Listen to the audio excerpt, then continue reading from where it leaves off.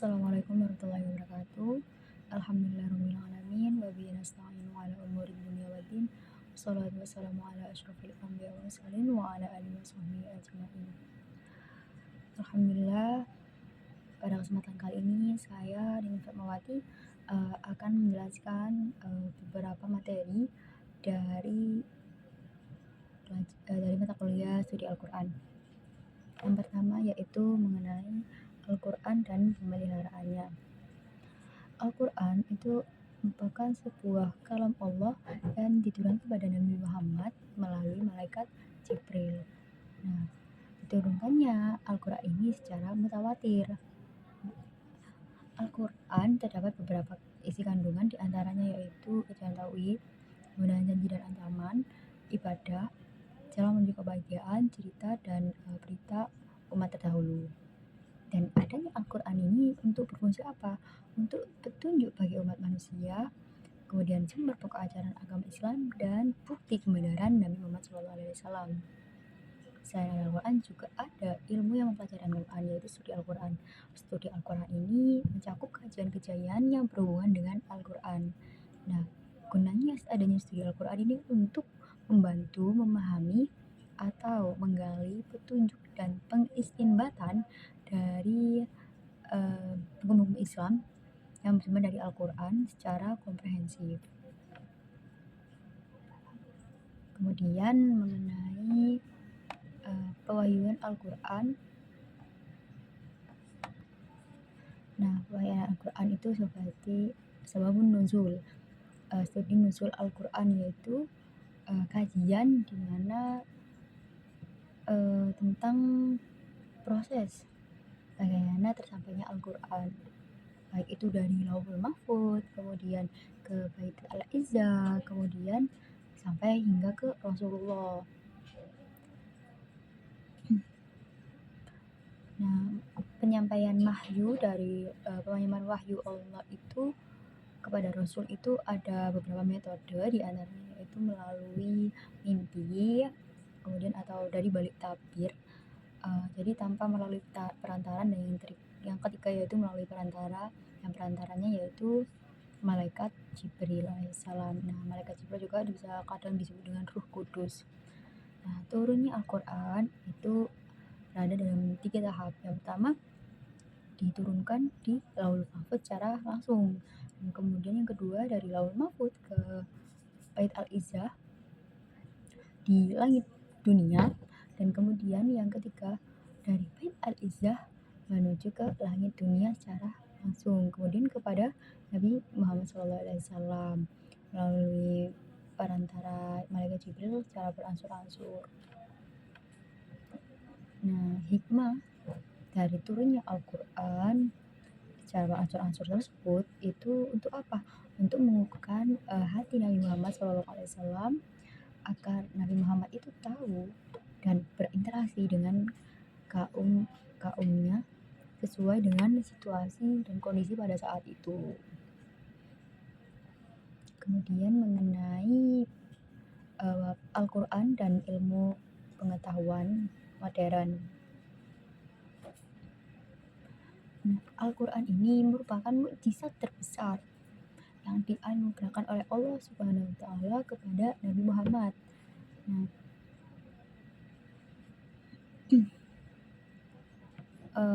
mukjizat adanya Al-Quran ini bukan semata-mata hanya untuk melemahkan hati manusia, namun untuk menjelaskan kebenaran Al-Quran dan Rasul yang membawa Al-Quran tersebut.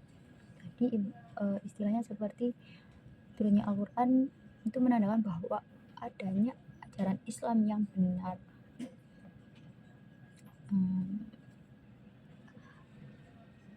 Ada mukjizat di dalam Al-Quran, yaitu dari apa? Dari gaya bahasanya, kemudian susunan kalimatnya, kemudian kandungan-kandungan hukum ilahi, terus ketelitian redaksi, dan ada beberapa tentang berita gaib yang terkandung di dalam, dan isyarat-isyarat dari ilmu pengetahuan yang ada dalam Al-Quran. Jadi ilmu pengetahuan itu bukan hanya ada di buku-buku karangan orang-orang yang menemukan sesuatu, tapi ilmu pengetahuan juga ada dijelaskan dalam surah-surah Al-Quran tersebut. Nah, salah satu tanda adanya ilmu pengetahuan dalam Al-Quran itu terdapat pada surah Al-Alaq, di mana surah Al-Alaq itu juga surah yang pertama kali diturunkan. Nah, Al-Alaq artinya segumpal darah, di mana surah Al-Alaq tersebut menjelaskan proses terbentuknya manusia. Kemudian juga banyak Al-Quran ayat Al-Quran yang menjelaskan prinsip-prinsip mengenai ilmu pengetahuan, entah itu ilmu astronomi, terus ada ilmu biologi atau dan lain sebagainya.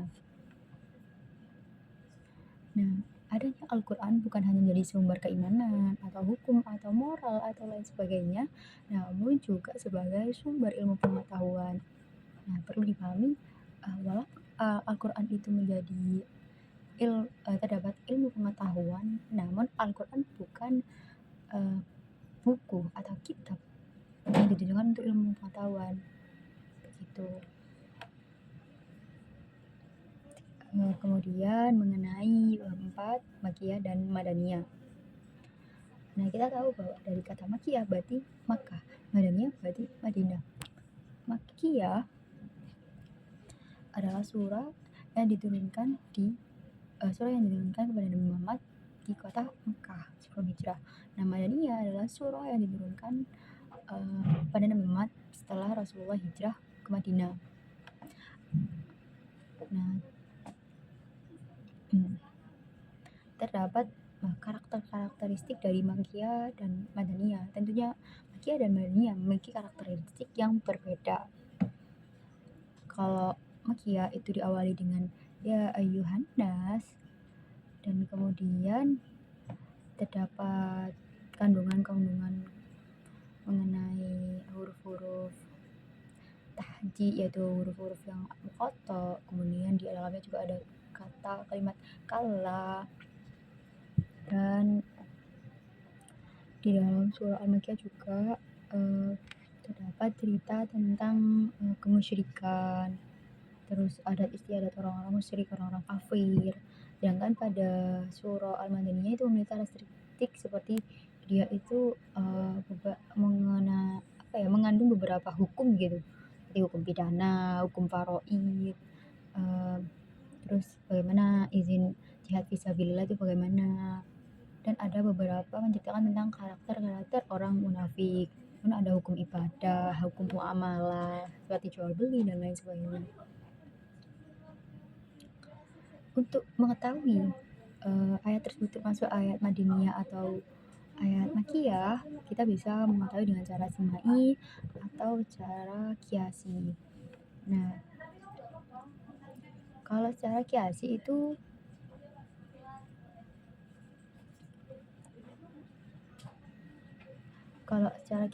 biasanya dilihat dari kriteria yang menonjol itu apa, seperti ciri kitabnya, tulisannya, kandungannya, redaksinya, uslubnya.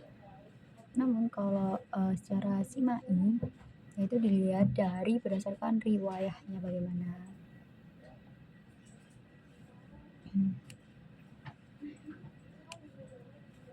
Nah, apa sih yang kita dapatkan ketika kita tahu ayat itu Makkiyah atau Madaniyah? Kita tuh bakal tahu perbedaan uslub atau gaya bahasa dari Al-Quran. Kemudian kita mengetahui dengan mudah ayat tersebut itu turun lebih dahulu atau belakangan gitu, dan kita tahu ayat itu termasuk Makkiyah dan Madaniyah, dan kita tahu juga hukum-hukum di dalamnya. Nah,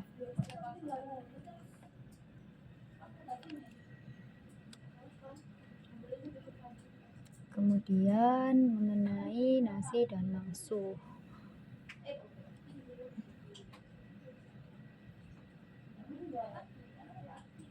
Kalau secara etimologi nasih itu seperti mengganti atau menukar.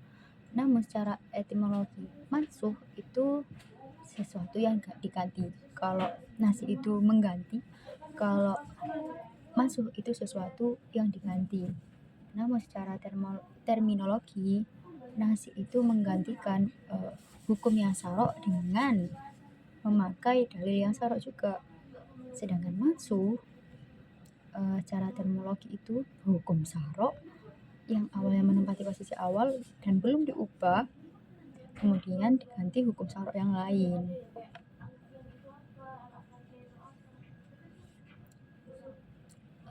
Ada beberapa istilah pengertian dari para fuqaha mengenai nasi mansuh, seperti diantaranya yaitu membatalkan hukum yang telah diperoleh dari nas yang telah lalu dengan suatu nas yang baru datang. Seperti contohnya tentang pencegahan terhadap ziarah kubur oleh Nabi Muhammad SAW, lalu kemudian Nabi juga membolehkan ziarah kubur. Nah, syarat dia menjadi nasi mansuh itu harus ada 4. Yang pertama, hukum yang dimansuh tadi harus berupa hukum sarok. Dan yang kedua, adanya dalil baru yang mengganti. Dan yang ketiga, antara dalil satu dan dalil yang kedua, antara nasi dan mansuh ini harus ada pertentangan yang kontradiksi. Dan yang keempat, dalil yang mengganti atau nasi harus bersifat mutawatir. Nah, kok bisa sih ada munculnya teori nasi dan mansuh? Munculnya teori latar belakang munculnya nasi dan mansuh itu karena adanya isu nasi mansuh dalam as-sunnah. Kemudian juga para sahabat juga menggunakan istilah nasi mansuh dalam Al-Quran, dan terus adanya ayat-ayat yang menunjukkan gejala atau ayat-ayat yang kontradiksi. Nah, pendukung teori nasi mansuh ini ada Syafi'i dan juga ada jumhur ulama. Namun juga ada yang mentang tentang teori nasi dan mansuh. Di antaranya siapa? Abu Muslim As-Safani, kemudian Faurudi Al-Razi, Al-Ustaz Khudari, dan kelima yaitu Taufik Sidki, Tengku Muhammad As-Siddiqi. Nah, untuk apa sih kita tahu nasi mansuh? Untuk mengetahui proses penetapan dan penerapan hukum Islam yang sejalan dengan perkembangan Islam saat ini, dan untuk menelusuri tujuan seperti ajaran, terus alasan ditetapkannya sebuah hukum, dan lain sebagainya. Berikutnya mengenai asbabun nuzul. Asbab dari kata sababun yang memiliki arti seperti sebab, dan nuzul nazala yanzulu berarti turun. Asbabun nuzulul Quran berarti turunnya sebab-sebab turunnya Al-Quran. Nah, turunnya Al-Quran ada 2 sebab. Pertama, ayat itu turun tanpa suatu sebab, dan ayat itu turun karena ada suatu sebab atau ada yang melatar belakanginya ayat itu turun, seperti ada sebuah peristiwa pada kala itu sehingga ada turunnya ayat Al-Quran untuk memberikan penjelasan bagaimana hukumnya seperti ini dan seperti ini dan lain sebagainya. Redaksi asbabun nuzul itu ada 2, pertama itu sharih dan muhtamilah. Ilmu asbabun nuzul itu memiliki fungsi sebagai mengetahui hikmah di balik syariat yang diturunkan melalui sebab tertentu. Kedua, juga mengetahui siapa sih yang terlibat dalam peristiwa turunnya Al-Quran tersebut. Terus seseorang itu juga, kita juga dapat tahu apakah di dalam ayat Al-Quran itu juga ada makna atau pesan khusus yang disampaikan. Dan yang terakhir ini yang paling penting, bahwa Allah itu dan Nabi Allah itu selalu perhatian kepada para nabinya dan hambanya. Jadi kayak seperti ada suatu peristiwa yang terjadi dan harus diluruskan, Allah kan memberikan petunjuk agar manusia umat Islam itu berada di jalan yang benar. Kemudian ilmu munasabah.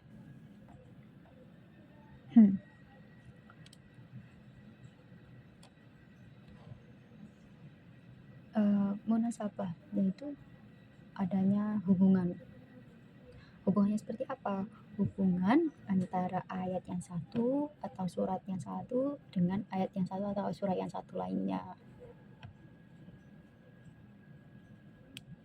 Nah, secara istilah nih, ilmu munasabah itu untuk mengetahui alasan-alasan penertiban, penyusunan bagian-bagian Al-Quran yang mulia. Jadi ada artian sejajar dan paralel gitu. Nah, persesuaian munasabah itu ada dua, yaitu secara nyata, yaitu atau secara tampak jelas, dan ada yang tidak jelas.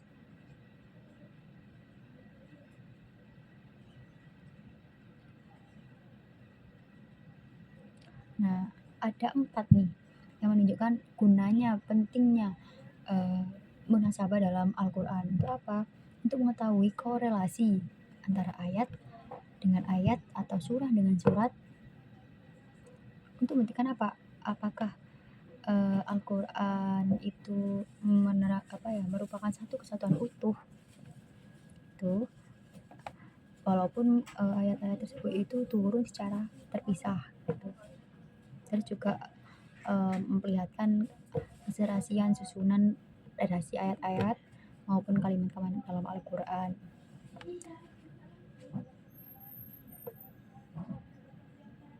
Dan juga ilmu munasabah ini juga membantu menafsirkan ayat-ayat Al-Quran. Ketika kita mengetahui antara ayat ini berkorelasi dengan ayat ini, dan mempermudah kita dalam pengistinbatan hukum-hukum Islam.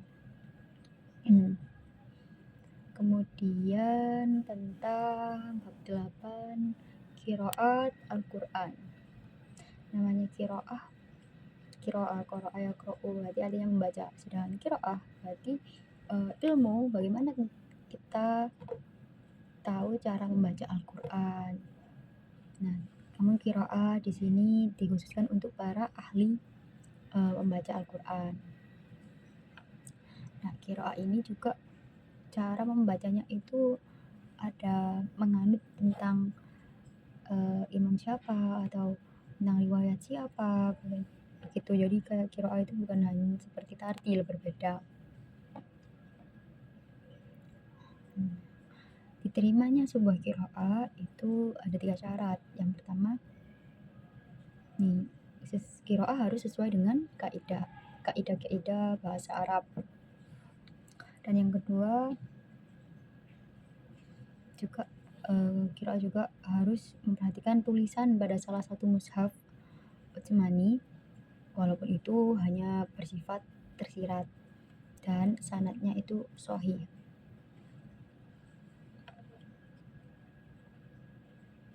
Nah, adanya bermacam-macam qiraat ini untuk apa sih? Untuk memperingatkan umat Islam dan memudahkan umat Islam membaca Al-Quran.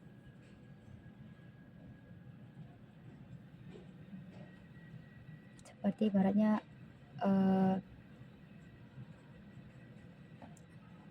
seperti kita itu bisa memilih qiraah yang mana yang cocok untuk kita atau untuk kaum ini atau suku ini gitu.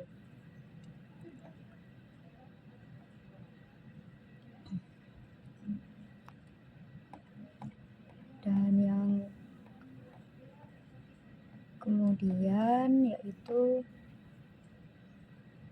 selain untuk mempermudah juga menunjukkan bagaimana terjaganya dan terpeliharanya Al-Quran dari perubahan, terus adanya penyimpangan-penyimpangan dan segi-segi bacaan yang berbeda.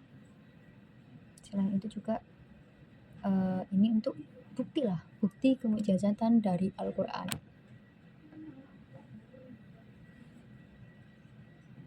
Kemudian mengenai bab muhkam dan mustasabih.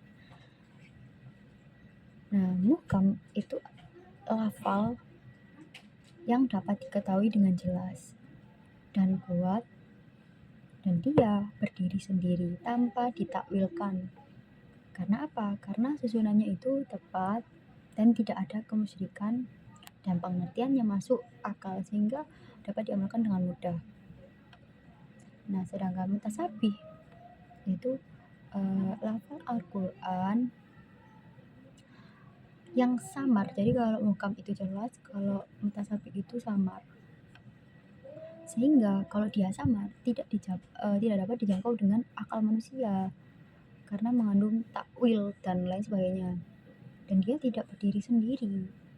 Karena apa? Karena susunannya kurang nggak tertib sehingga menimbulkan kesulitan. Kalau muhkam tadi itu tertib, kalau mutasabih ini nggak tertib sehingga menimbulkan kesulitan dan berefek apa? Yaitu menjadi seperti hanya untuk diyakini saja dan tidak perlu diamalkan. Nah, ada beberapa perbedaan dasar dari mukam dan mutasabih. Yaitu kalau mukam ayat yang mudah diketahui maksudnya, sedangkan mutasabih yang hanya diketahui maksudnya oleh Allah sendiri. Kayak qaf, lam, mim, dan lain sebagainya. Kalau mukam ayat yang hanya mengandung satu segi makna, sedangkan mutasabih mengandung banyak segi makna. Kemudian, kalau mukam ayat yang maksudnya dapat diketahui nih secara langsung tanpa memerlukan adanya keterangan-keterangan lain. Jadi ayat itu udah jelas. Sedangkan mutasabih dia itu butuh penjelasan yang lebih lanjut. Sehingga ada seperti penjelasan itu merujuk ke ayat-ayat lain. Nah, kenapa kok ada timbulnya istilah ayat-ayat mutasabihat dalam Al-Quran? Karena adanya kesamaran pada lafal. Kemudian ada kesamaran pada makna dan pada lafal dan maknanya. Macam-macam ayat mutasabihat itu pertama tidak dapat diketahui oleh seluruh umat manusia dan hanya diketahui oleh Allah Subhanahu wa taala. Dan yang kedua dapat diketahui melalui pembahasan dan kajian. Dan yang ketiga, mutasabihat itu hanya dapat diketahui oleh pakar ilmu dan sains.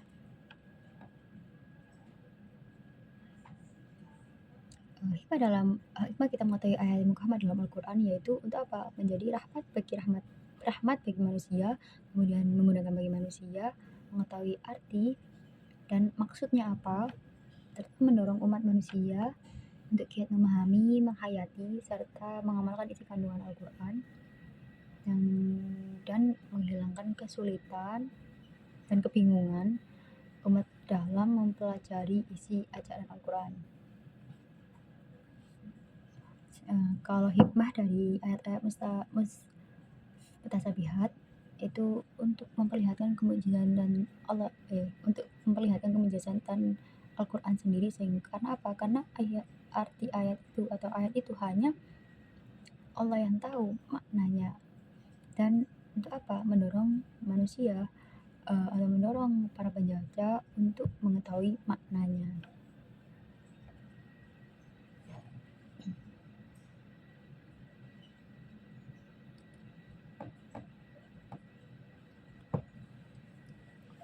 Kemudian mengenai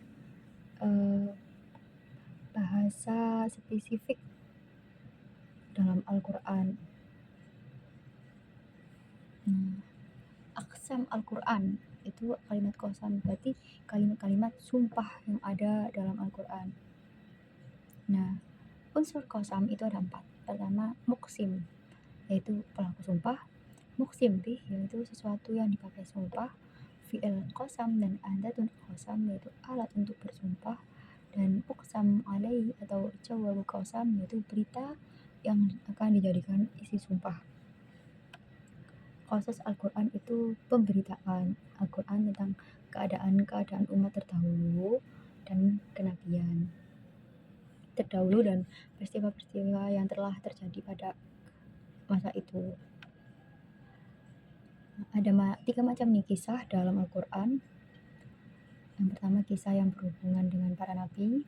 Terus kisah yang berhubungan dengan peristiwa-kisah yang terjadi di masa lalu tapi bukan nabi.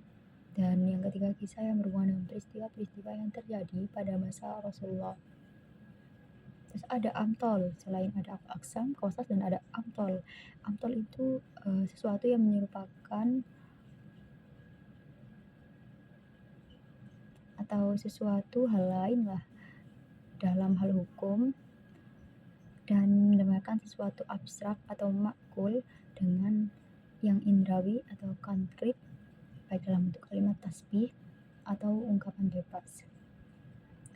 Amtol ini ada 3 macam, yaitu musarrohoh, kamina, dan mursalah.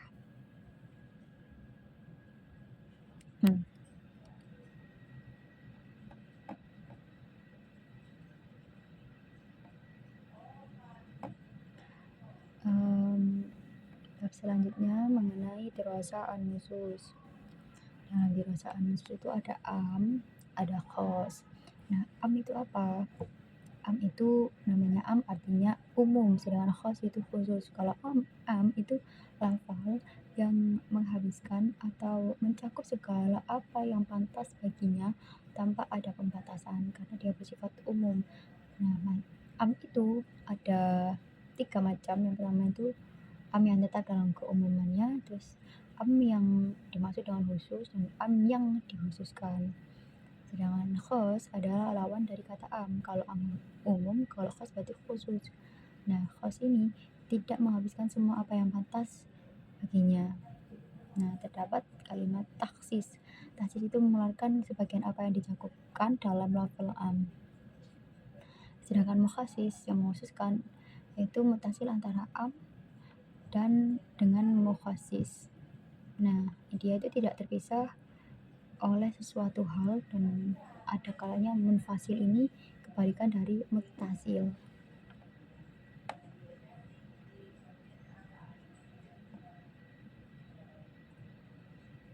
Lafal khos ini ada beberapa karakter lah di dalam khos ini, yaitu istisna. Istisna itu apa? Pengecualian. Kemudian ada sifat, ada syarat, ada qoyah, dan ada badal min kul. Ada perbedaan antara al-am, al-murad bihi, al-khusus dengan al-makhsus, yaitu perbedaannya tidak dimaksudkan untuk mencakup sebuah satuan atau individu yang dicukupkan sejak semula, baik dari segi cakupan, makna lafaz, dan dari hukum, dan majasnya itu pasti. Terus ada hakikoh, karena jangkauan lafal kepada sebagian maknanya itu yang maknanya tadi sudah dikhususkan sesuai jangkauan terhadap sebagian makna umum tersebut.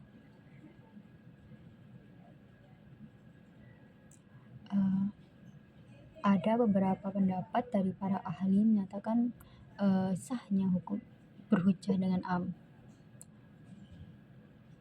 Nah, sahnya itu dalam apa? Dalam makna termasuk dalam ruang lingkup atau di luar kategori khusus.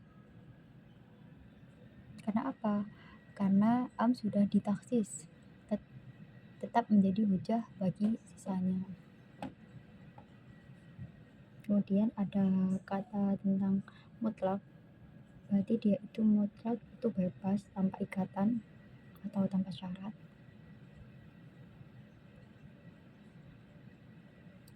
Jadi mutlak itu juga menunjukkan pengertian yang tidak ada ikatan yang tersendiri dan berupa perkataan.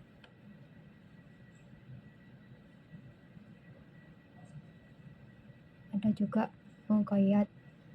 Muqayyad jadi tadi itu mutlak itu tidak terikat, kalau muqayyad dia terikat. Nah, terikat dalam apa? Dia itu terikat dalam menunjukkan pengertian yang mempunyai batasan tertentu dalam perkataan. Nah, macam-macam mutlak dan muqayyad dan status hukumnya itu apa aja? Pertama, sebab dan hukumnya sama. Kedua, sebab sama namun hukum berbeda. Yang ketiga, sebab berbeda namun hukum sama.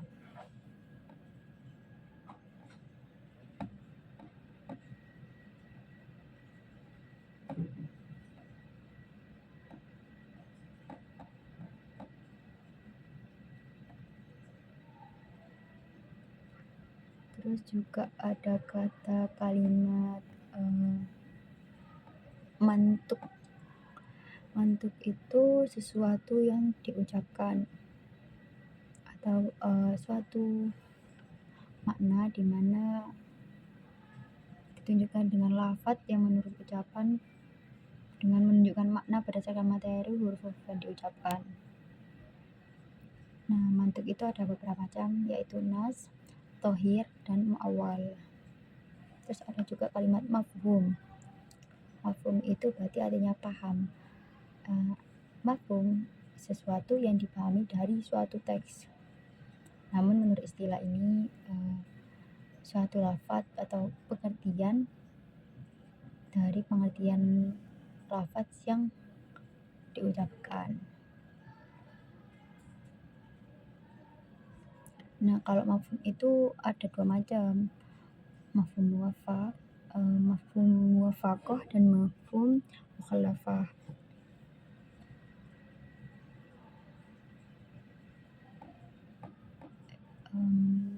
Sekian mungkin dari paparan materi tentang mata kuliah studi Quran.